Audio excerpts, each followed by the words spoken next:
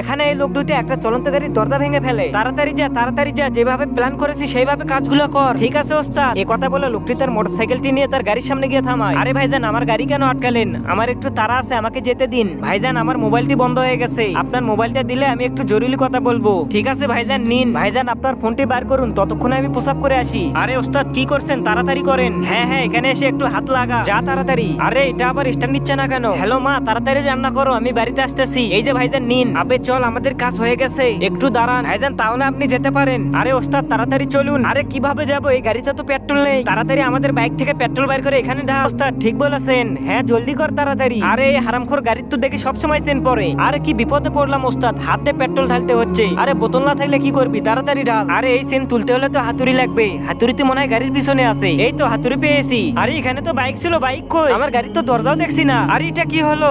তার আগে যারা চ্যানেলটিকে সাবস্ক্রাইব করবে তাদের মা বাবা যেন অনেক দিন বেঁচে থাকে, আর যারা ভিডিওতে লাইক কমেন্ট করবে তাদের মনের আশা যেন পূরণ হয়। কমেন্টে লিখে যাও আই লাভ ইউ মা বাবা।